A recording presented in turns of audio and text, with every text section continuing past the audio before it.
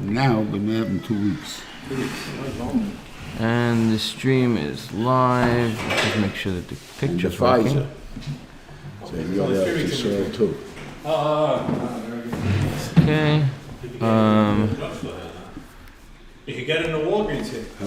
You can get it in the Walgreens. Yeah, you can, but you have to get online. Yeah. We try to make a deal with them. They let us in. So you register, and then when the name comes up, they'll take it. Okay. So we're trying to get something that's a little more guaranteed. Whether it's Emerson or not, I can't tell you. Video. Grab a table, pull it over. That's Nehemiah, that's why I said a table. Oh, it's Mordechai. Hello, Mordechai. We can't hear you because you're still muted. Give me a second. Hi, Zadie. Hi,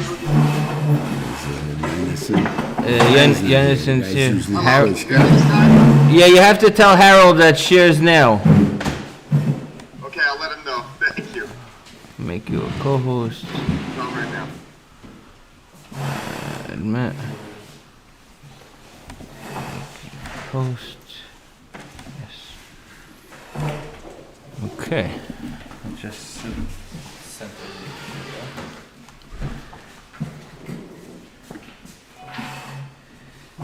Yeah. David Schultz, you can't join. I didn't hear you. No, I need to tell everybody that David, here he is. Okay, good. Thank you. I'm good. You hear me? Yes, everything's working.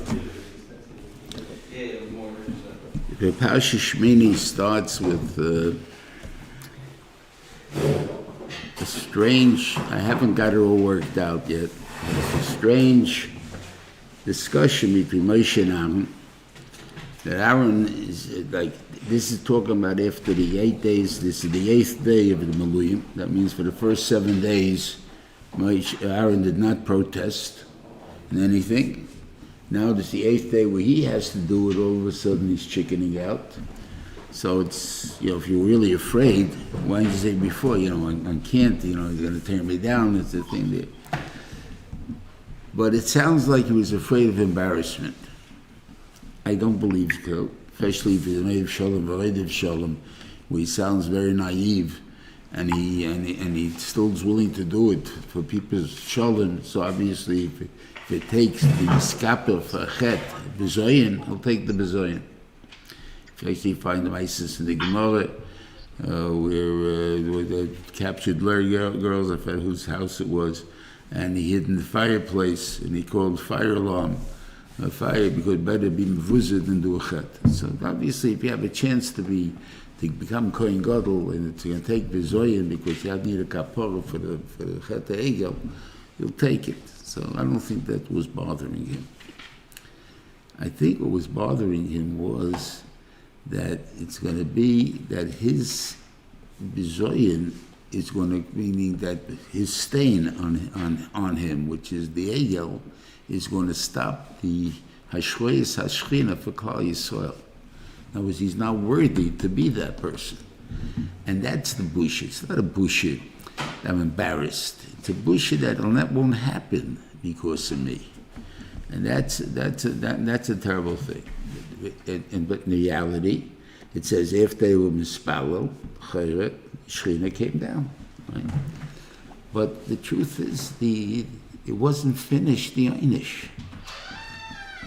You can say the embarrassment would have finished the einish. Not the Vaviyu finished the einish. When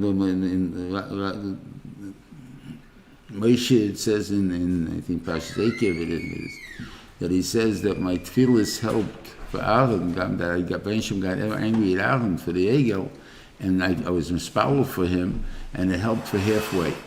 Two sons it helped for, 2 sons not. So mashman, that was an einish for the egel. Now the question is, what do you mean einish for the egel? Why do children die for the einish for the egel? These are grown people. These are not talking about kids. It doesn't mean that the chet will come, they'll die because of Aaron. They won't die because of Aaron. But Aaron won't be able to save them. This is also the same pshat in the Gemara, that says, if someone takes down a mezuzah when he moves out of a div and another Jew is moving in, and he takes down the mezuzah, so he deserves for his wife and children to die. His wife and children to die. I mean, a murderer doesn't get such an einish. You kill him, you don't kill his wife and children. He says, no, what it means is he deserves that kind of anguish. Now if they don't deserve death, it won't happen to them. But he still deserves that kind of anguish. If he did not deserve it, then even though the people deserve death, but it's going to affect him in such a way that it's going to be a very hard thing to accept, then the Ben Shem will save them and that will not kill anybody. Everybody, when something happens to someone, a tragedy or everything, everyone that's affected is deserves some kind of an einish. Either because of that mice or something else. That can be because of something else. It doesn't have to be because of that mice. It can be something else. But there is an einish for it. And that einish is the fact that we can't save anybody. So the einish really wasn't complete until Nadav Abihu died. So I don't understand why the Ashreis Hashchina came. Now, as if he needed kapara before it would happen, so then it didn't happen. So I'm saying I'm still working on it, but this much I said, the bullshit that we're talking about is not the bullshit that, you embarrassed me. My brother, how could you embarrass me? And Shaila is, how Taki, okay, Moshe knows he's talking to Reuven Shalom, and Reuven Shalom told us in Parshas, what do you go to, what's the next one? The Tzaveh. And the Tzaveh that he called Aaron and made him the Kohen Gadol. Said straight out over there. That's what he was supposed to do. And that's what he did. Right? I think he's encouraging him even with more than that. Now, it's obviously with all being called out, he's still worried about it. Why are you worried about it? Moshe appointed you. So you don't trust Moshe. Moshe told you that's what God told him. So that's what God told him. So what are you embarrassed about?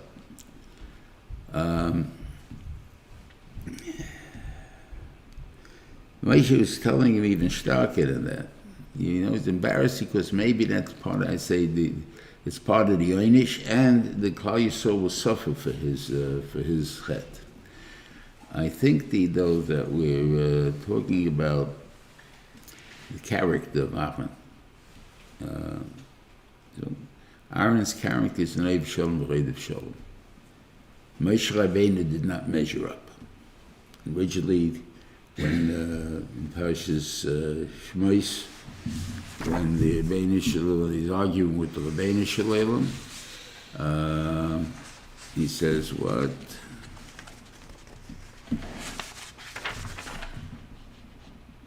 Yeah. And then he's arguing with the Reuven if he's loyal or not. And then he says, "Vayemer bi Adoni, ad Hashem menechad, shlachna biad tishlach." So make it now, make Aaron the guy. Vayicharaf Hashem b'Moshe. God got angry at Moshe. Vayemer Eliyahu nechicha halevi. Yodati, and so Rashi brings down a machlekes in the Gemara that the Tanoim that Aaron should have been the Levi, and you the Kohen. But since you argued with me, he's going to be the Kohen, and you're going to be the Levi. So the Kaisha became, that's a punishment in the Mandiyama, I think Mishub ben Kocha says, you don't find any ancient Vayicharaf. Usually you have a Vayicharaf, God got angry, so there's a punishment.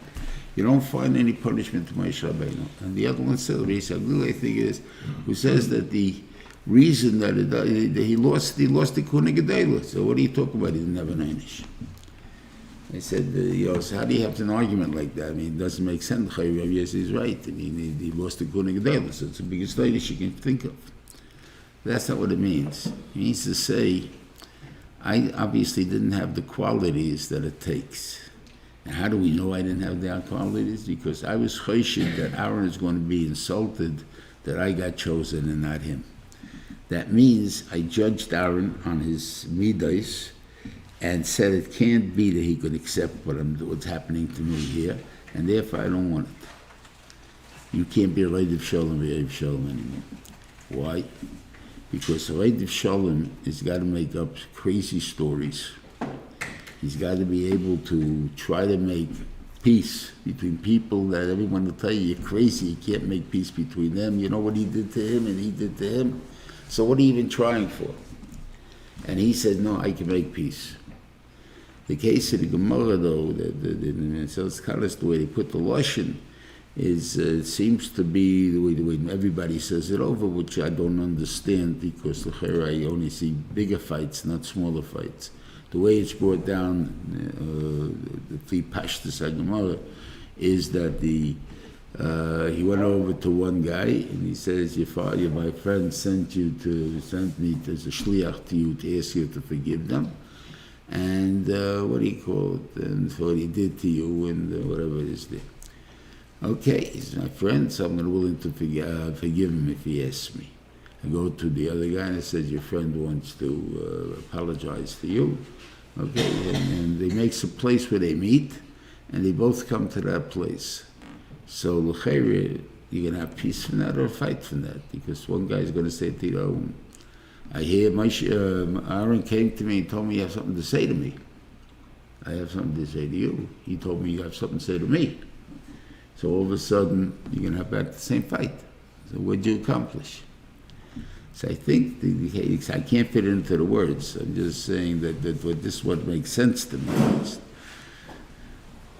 That Alan sees a person a little bit depressed. He walks over and says, what's going on? Is everything okay? He says, well, I just had a fight with my best friend. And you know what he did to me? He did this, and this. Wow. That's a thing. And I always thought he was my best friend. I said, you did nothing to him? So he says, well, of course, I had to do. He did to me, so I did back to him. I did this, and this to him. Are you sorry you did that to him? Yeah, I really don't want to fight with him. I really want to be my friend again, and stuff like that. Of course, I'm sorry that I did that, but I couldn't help myself. Okay, fine. Goes to the second guy, goes to the same story. And now they both go to this place to meet. And now each one is running to forgive the other one. That's possible to work. Why can't it be that he pretended to be the shliach to ask Mechila? Not that he was arranging that they're going to ask Mechila later, that he's asking on their behalf. So now they already So you gotta hope that, okay, maybe you're right, maybe that's pshat. But if that's the pshat, you gotta trust that nobody's gonna say, I'm glad you're sorry for what you did. Okay? But as soon as he says that, it's back to fighting. But I'm definitely sorry for what I did to you, different than I normally would have handled to you. That I'm sorry for. Why I did it, I felt I was justified in you, but I'm sorry I did it. And so that's that the guy could apologize for.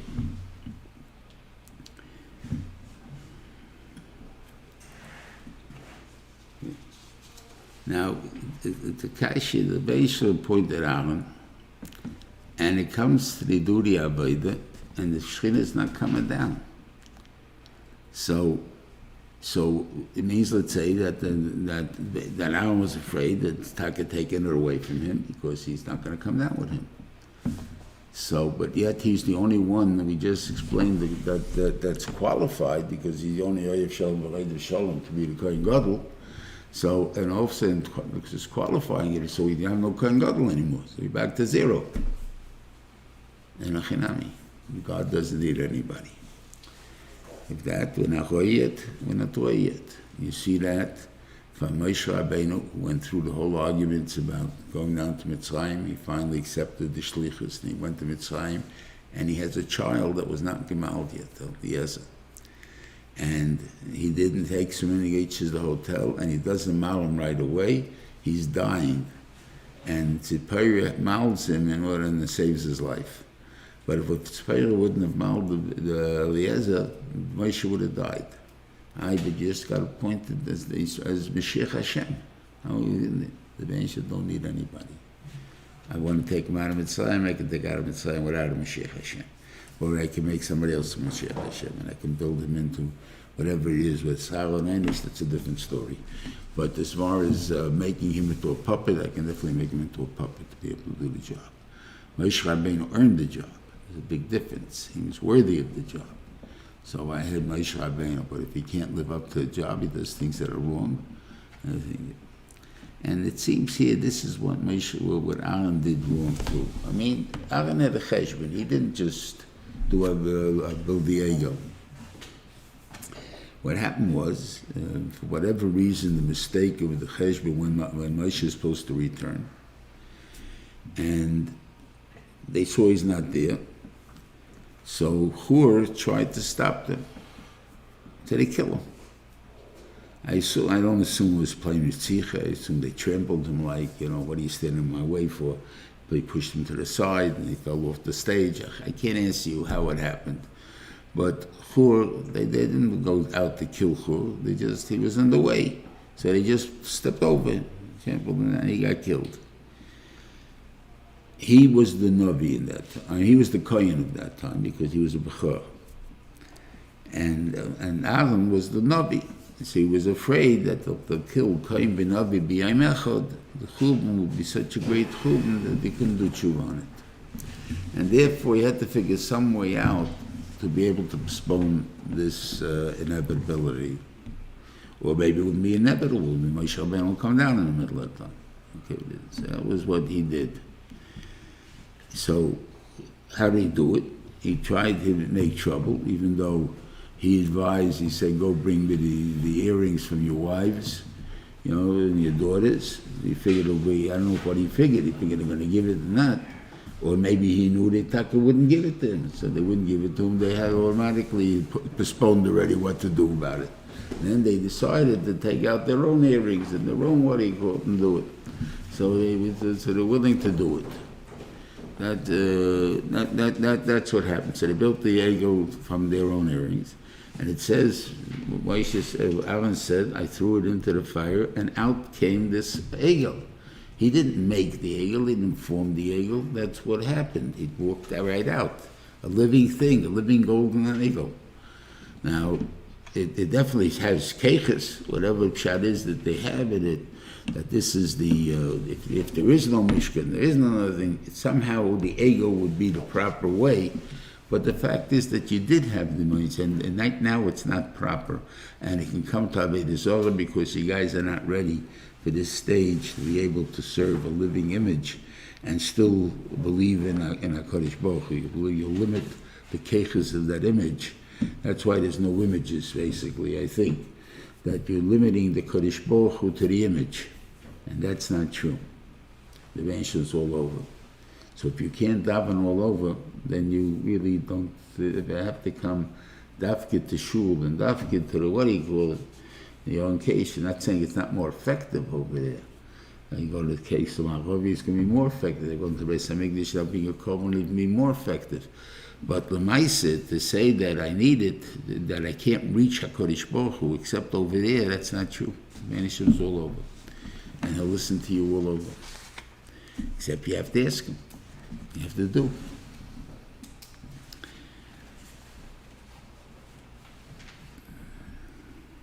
What do I want to do with that?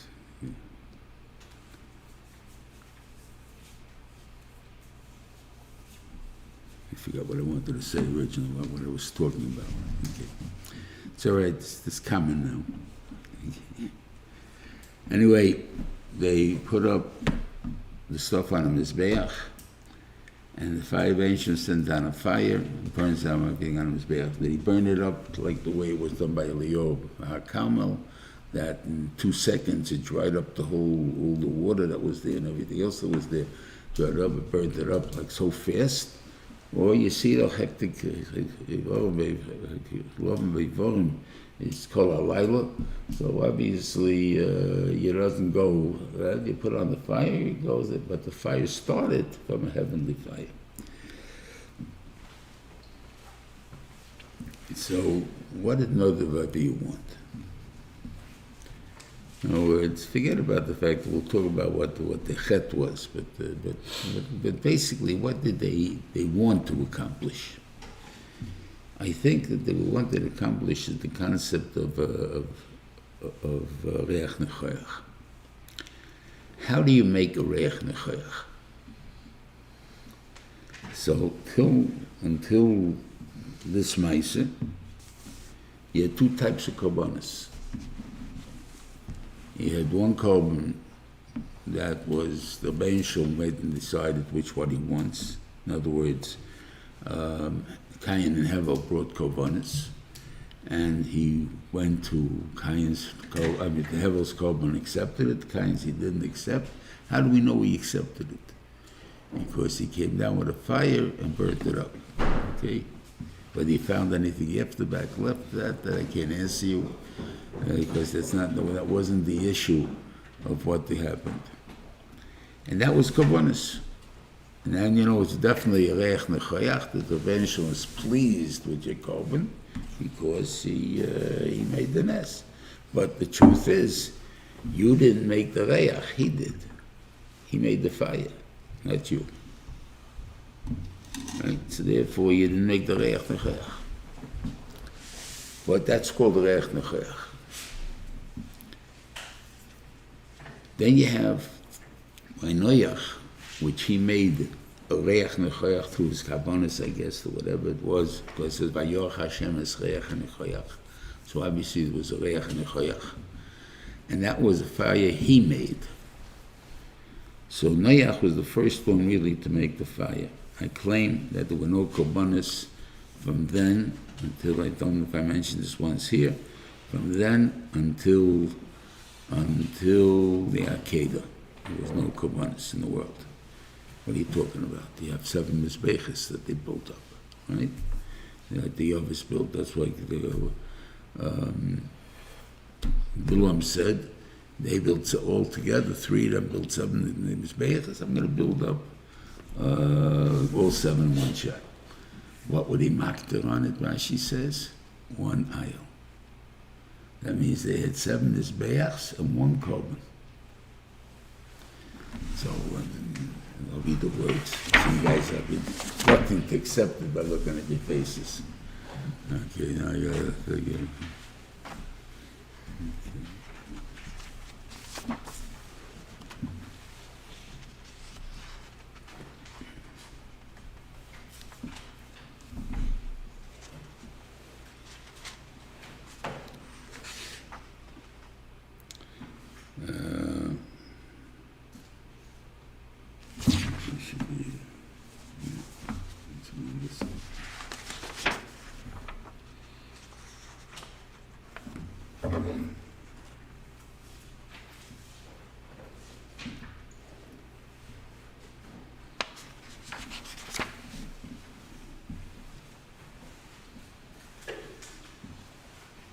Yeah, Rashi Divrei Amaschal Shiva Mizbechos, Pasuk Daled Perek Chav Gimel.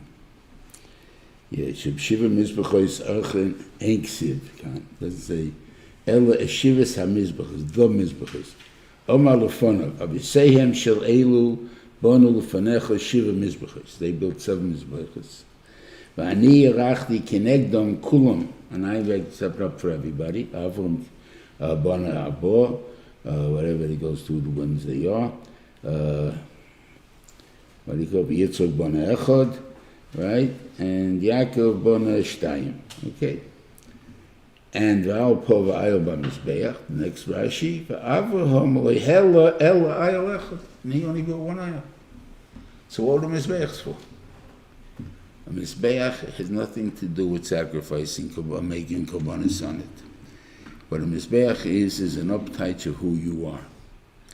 Do you intend to grow, or you're matzeva? How do you put up the pillar in front of your house? Is it a 1 rock thing? Then it shows that I'm somebody, but that's it. I'm not going weiter. Or do I have a Mizbeach, and I keep going weiter and weiter? So therefore, he built a Mizbeach to show who he was in those places. He didn't do korbanos on it.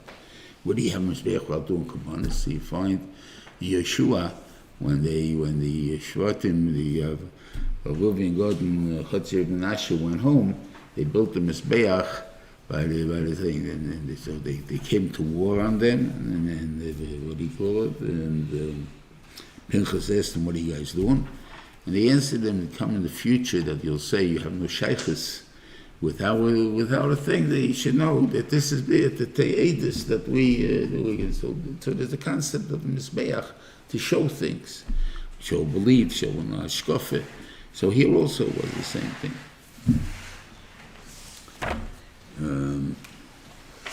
So I think so. There was no Mizbeach that he actually wanted to kill something until Yitzchak, which is the Akedah. Now the kasha is, why would he want to kill Yitzchak? I mean, I think because he has to be more of a Koben, V'halei Koben.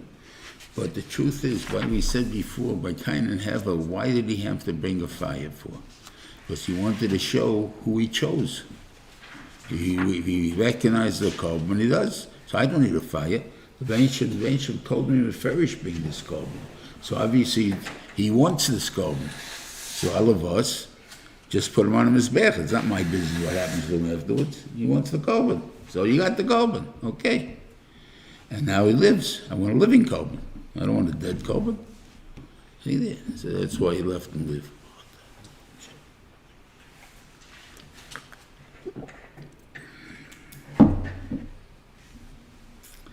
Okay.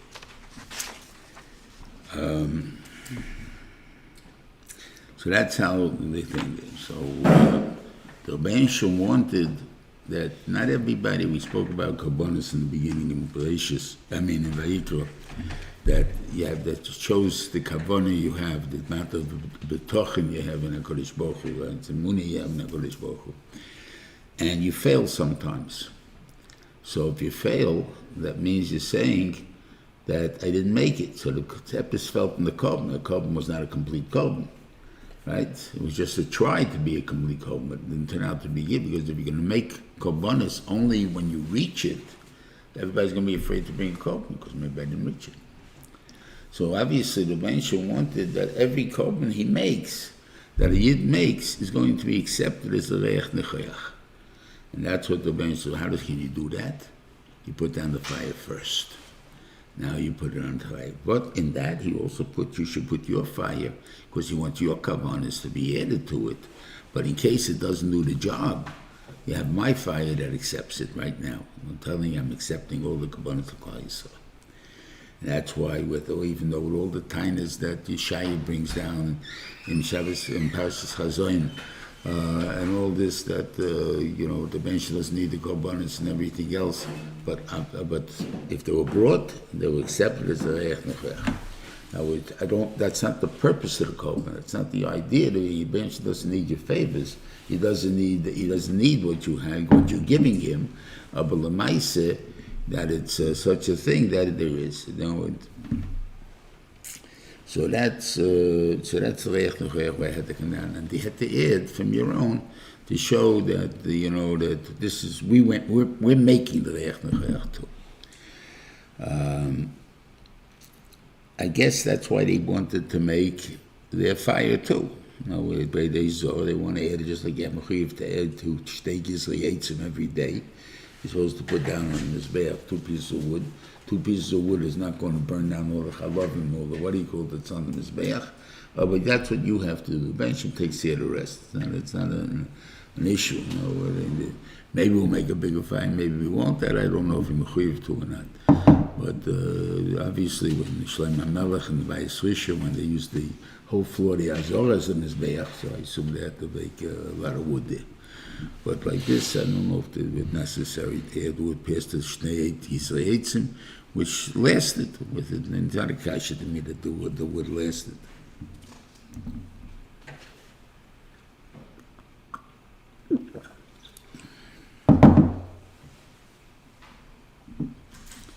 Okay. Now, it could have been when Moshe Rabbeinu says to Aaron, he says, B'krevei Kodesh. So I know that they must be bigger than you and I, because when the Benshim told me B'krevei Kodesh, I think it's me or you. Right? Now, why Moshe, I don't know, but why Aaron, I have a very good reason. You did the Egel. So, how am I going to show it? By your dying. Instead, he took it on the kid. How does that show that they were greater? Because the Chut HaSayra, maybe it was a smaller Chut HaSayra than the Egel. The Egel, they understand, deserves a big patch. A bell, whatever they, not the Babil did, being the big people that they are, whatever that chet that they're arguing about that they did, obviously doesn't going to go over. It's a very horrible chet to anybody. And therefore, that's what became that became by Kaddish, that the Ben Shem holds you up to a level that you should grow to. You have to grow to that level, and he's been dying to you. Now, the truth is, the Ben Shem wants us to appreciate the level.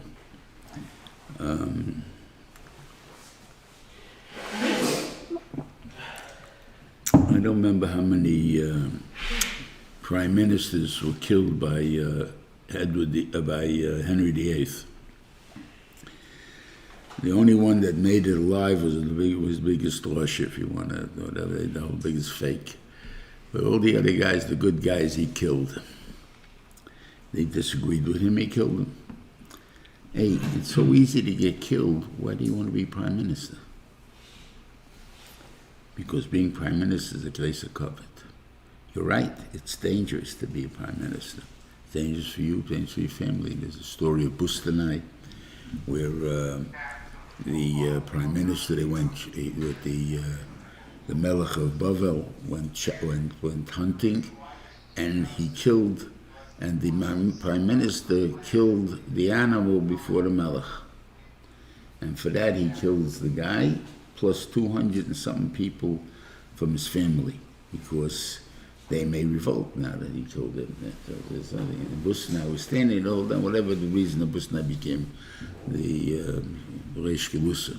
But Lamaisa, it's dangerous to be a prime minister. So why do you want to be prime minister? I say you could say the same thing. Why do you want to be president? This you can take. The Gemara says it. That if you take a look, we know the story about David HaMelech, that how did he get his 70 years of life?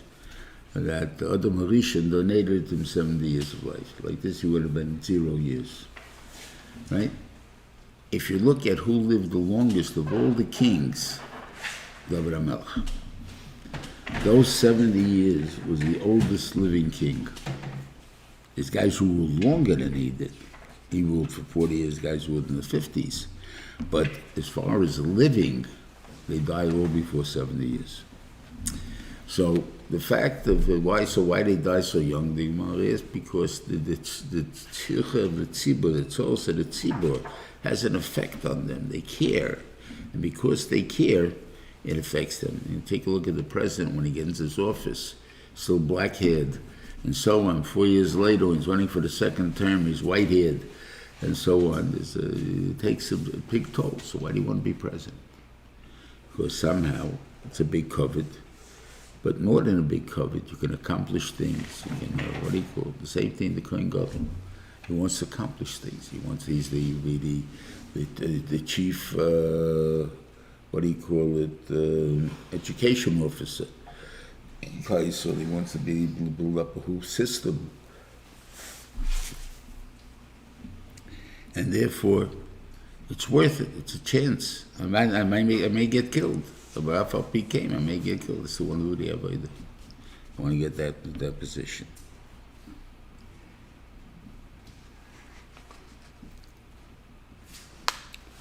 Now, come to the union here of the kosher animals. And if you look in the more popular, translations of the Chumash, they translate the Arnevis as a hare.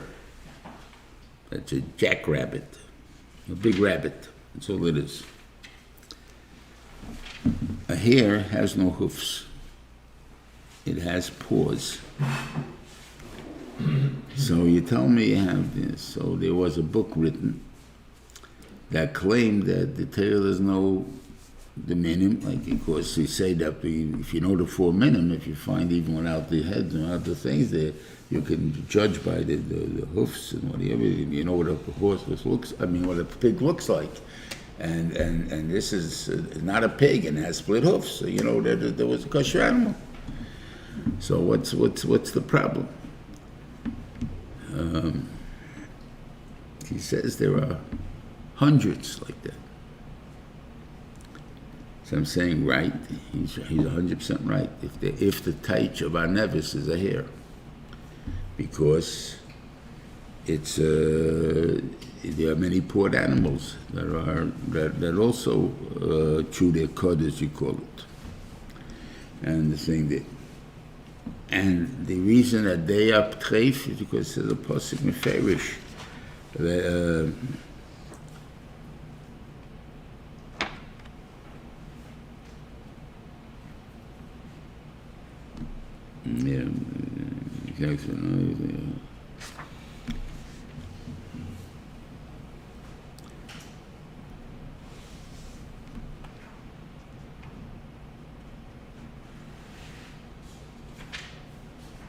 Yeah, the pasuk Chav Zayin in Yud Aleph. V'chol haylech al kapov, v'chol hachaya aleches al arba, t'mei meim lochem, kol negeb in the blessing yitmar. Because there's a feverish pasuk on them to be tamei, and that the Rosh and Achila, and the pasuk is repeated again later. What do you call it? V'chol haylech al arba, kol ma'ber aglayim l'chasher soitz ha'orot lo'soichlum ki sheket seis. Yeah, there's a pasuk that we don't have. Besides, I've seen this, and I've got to heard it from people who know rabbits.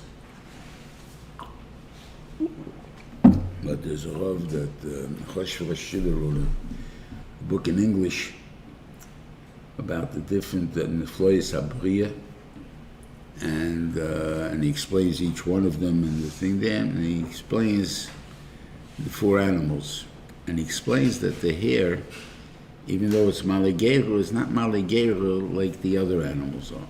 What do the animals do? They have 4 stomachs or whatever it is there. They're made for timid animals. Kosher animals are not whatever, they don't eat meat.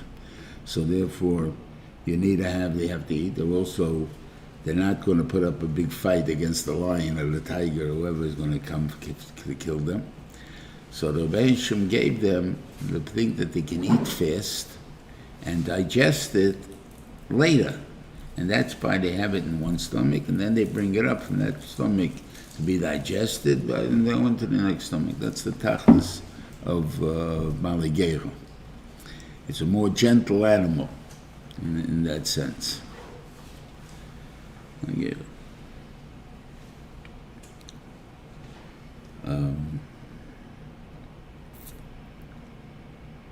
Yeah, so he says, then how does a rabbit regurgitate? It eats, it then goes to the bathroom, in other words, it goes out of its system, and then it eats what comes out of its system, and that digests it. So that completely has no shaykhs to the thing that we were talking about. That they would have to do wherever you go to the bathroom, or you say that they can do in the house, whatever it is, okay, but it's not the regular maligera. So why would you think that would be one of the things that you have to exclude? And the idea is, according to the Torah, that there would be only on 3 maligera, and then you'd have a kasha. There's hundreds. But if that's excluded, we're talking about 2 stomach types of maligera. So then we have a kasha, and that there are only 3 animals that do that don't have split hoofs, but they're maligera. And that's the Gomala and the Sofana and Nevis.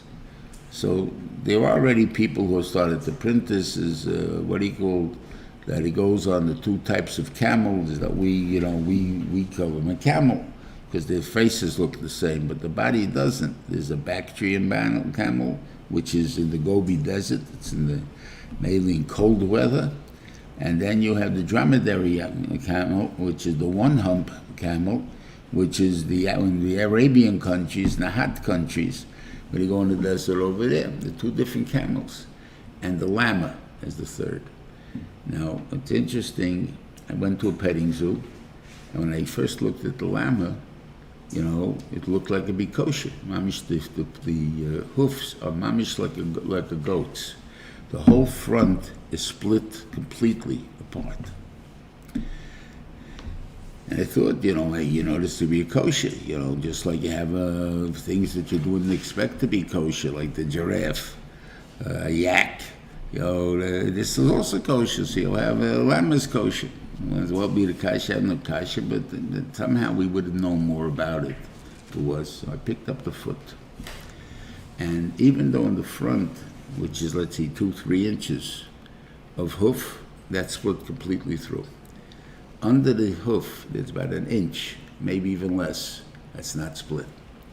Under the goat, the mountain goat, he has the same thing for climbing, that same hoof that stands out. It's not one underneath the rectum, but underneath, it's that little inch split in half. So there's mamish a difference. It looks split, but it's not split. And my father told me when they first saw camels, I never really saw a camel after that to analyze it. But the First World War, the very modern Russian army were transporting things by camel still. And when he came through his town in Luban, he was probably not in Luban at that time, probably where he was born, in Uzda. But they came by and people were saying there's another kosher animal in the world. And it seems that it's split on top and there's a pad underneath it. And the pad is not split. I think there. So there's a different type of, obviously all the two of them are going to be like that, the two camels. First of all, I never saw a factory animal in reality. I don't know if anyone else ever saw one. There's a two-hump one. I know pictures of it, but I don't know if I ever saw one in the zoo. But a one-hump animal I saw. I didn't examine it, but I saw one. So to be able to, I assume that's the same type of footing as that has. And the llama we saw has the footing of a goat. So it's completely different thing. So therefore, it would be a good reason to count the llama as a different min.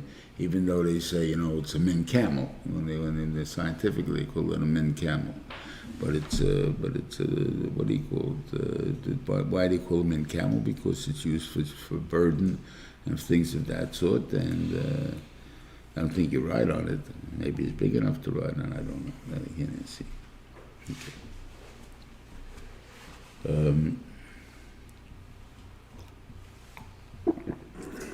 I don't know why the Torah doesn't say. I'm trying to work on it, and I have answers.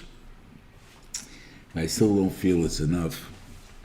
That why the Torah doesn't say just that it has to be split hoofs and chew his cud, and it's kosher. Just like it says by the fish. It has to have scales and fins, and it's kosher. It doesn't have it, it's not kosher. Only the birds had to be counted out because the simonim were not official.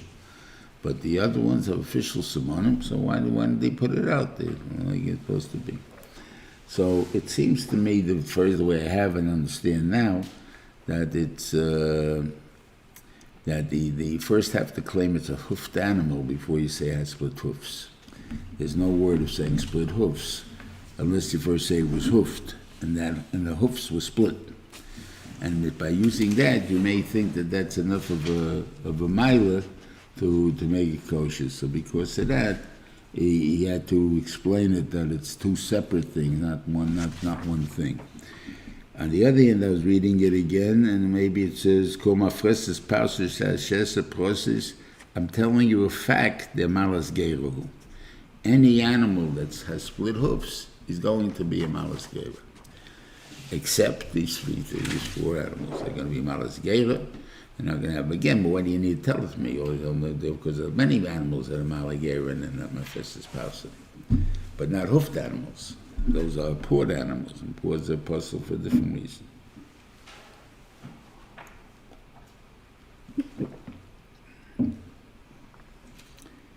the Indian of the oif, most birds are kosher. How we know that? Because the Torah enumerates. We always say when you enumerate the minor one. So there's more birds that are kosher than a treif. So which ones are they? Oh, there's the robin. It's a good question. How come the turkey is considered kosher? Back? How far back we got to go? No, they were able to hear. They just couldn't see the. Good. Okay.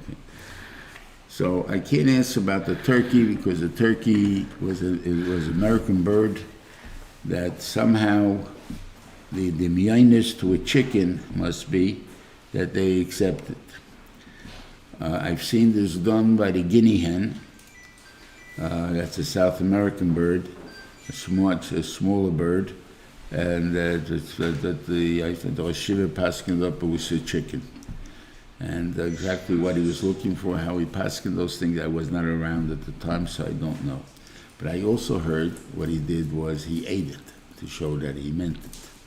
So when they shechted it and he ate it, and that way is to prove that he holds it's kosher. It's not going to say it's kosher, then you go eat it, but he won't eat it himself. So what kind of yichus tell me it's kosher? But he ate it himself. Turkey, I don't know if he ever ate. I know we had a different family affairs. We had to go to convention. I remember not having it. Did he ever eat it? That I can't answer you. I don't know. You'll ask me, what do you mean you don't know? Probably he ate it, yeah. I said, I never saw him drink soda. I don't believe he ever drank soda in his life. But he served it at every meal, so he didn't drink it. Drank water, whatever it is. So I can't answer you what the thing of the hurl of the turkey. I think Rabbi Yankiv held not to eat it, right? Or he didn't eat it, and not to eat it, and didn't eat it. Again, because it had no Kabbalah, it's an American bird, no one in Europe ever saw a turkey. So the question is, what halachas did the turkey have? I say, obviously, they were able to, whatever it is, but for as long as we're around, we know from the 1900s and whatever it is, they did eat turkey, so therefore we could eat turkey too.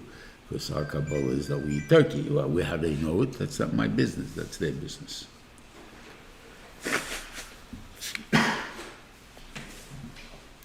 This would, let's say, apply to the romaine lettuce versus chen. And for Pesach, we just finished Pesach. What kind of morah did you use? Now, I know that people try to cheat. They take the lettuce and they sprinkle in a little chen there for morah taste. Hey, if it's morah, it's a better morah than the chen. So therefore, why are you mixing it in? Well, you're just wasting up my stuff over there. You know? But they want a little burn, what can I tell you? That seems to satisfy them. They get a little burn if you eat morah. The whole point of morah is to know, the Shiva said, it's supposed to be something that's sweet when it's soft, when it's green. When it gets white, it gets a little bit of taste. Not a bitter taste like chen. It's a little bit of taste. A little bit of taste I may like. There's nothing to do with the other. What's the lesson for me? The lesson for me is that the Bnei Shalom gives you onshim. You know, and he also is doing you to protect you. He gives you warning, you're not going the right way. So he gives you a little einish. Thing didn't go right. I lost my pen, whatever it is there. Okay. It's not a big deal, but it shouldn't have happened. What happened? So obviously God wants something from me. So I start thinking that way and try to figure out what it is that he wants from me. And let's say I figured it out, and I said, big deal. Or let's say I didn't even try. He said, big deal, so I lost the pen. So the next time you're going to lose your car. The third time you're going to break a leg, and the fourth time will kill you. That's what morah is supposed to teach you. So therefore, don't play around when it's soft or when it's not hard yet. Do tshuva then. That's better than having burning right away.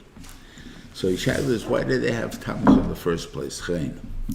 Because simply they came into cold countries, they don't grow lettuce. Lettuce does not grow there. In fact, even probably in the warm countries, they don't have everything. I remember when I was in Israel the first time in '74, They were just getting first-time celery, what we call iceberg lettuce was not there. I don't think it's still there. And it's still nothing there. It doesn't grow in every country. So it's thinking kasha why you had chayin. We had to do with it. No one said we have a minig not to eat the chayin if we had to do with romaine lettuce. If we would have romaine lettuce there and we didn't eat it, we only ate the chayin, then you'll say you have a minig not to eat romaine lettuce. But if there's no such thing as romaine lettuce there, so then we have no such minig, so we're allowed to be samech on it. This exactly happened to us, you should know, because I remember right after the state, they plopped down in front of every store, Erev Pesach, crates of romaine lettuce. And this is the more they use in Eretz Yisrael. This is the thing. Oh, I don't have to train anymore. So that was the biggest simcha they had over there, I remember.